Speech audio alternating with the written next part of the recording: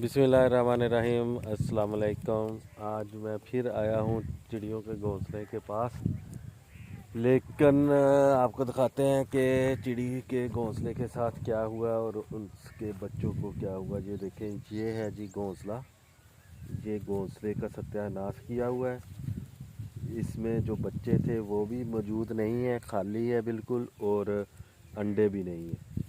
तो ये वो वाला घोंसला है जिसमें 3 बच्चे थे और अंडे थे 2, लेकिन अब यहाँ पर कुछ भी नहीं है। रात के टाइम में या कल दिन के टाइम में हो सकता है किसी कौवे भी, क्योंकि बच्चे वगैरह खाते हैं, उन्होंने इसको तबाह कर दिया हो, या फिर रात के टाइम कोई जो जानवर होता है उसने जो है वो ये बच्चे खा लिए हो।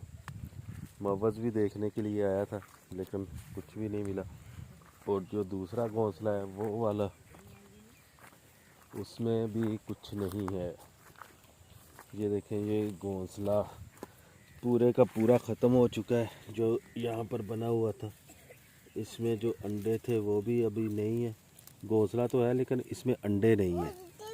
ये देखें, लेकिन घोंसले को भी इस तरह से ये किसी ने बिल्कुल तोड़ा हुआ है नीचे से, और अंडे इसमें 5 थे और अब एक भी अंडा यहाँ पर मौजूद नहीं है, बिल्कुल खाली है। तो ये है जी यहाँ पर घोंसलों की कंडीशन। चिड़ी इधर ही घूम रही थी बेचारी, दोनों चिड़ियाँ जो हैं छोटी छोटी, और उनके बच्चे यहाँ से गायब हो गए। मैंने पहले सोचा था कि मेरे पास एक पिंजरा है छोटा सा, इसमें ले जाके इनको रखते हैं, लेकिन फिर इनकी खुराक का इंतज़ाम करना, बिल्कुल बहुत छोटे छोटे थे तो वो बहुत मुश्किल हो जाना था। तो वहाँ पर भी ज़्यादा दिन इन्होंने ज़िंदा नहीं रहना था। लेकिन यहाँ भी जानवरों के या परिंदों के जो बच्चे हैं ना, वो बेचारे ऐसे ही पलते हैं। अगर तो उतने ही मकदार में पलें जितने अंडे होते हैं तो फिर तो बहुत ज़्यादा हो जाए।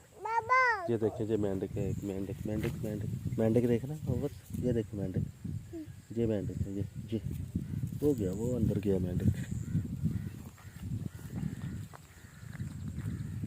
तो ये भी कुदरत का ही एक काम है। चलिए, कोई अभी नेक्स्ट मिलेंगे तब आपको दिखाएंगे। आज के लिए तो इतना ही, अफसोस काफ़ी है। ओके, अल्लाह हाफिज़।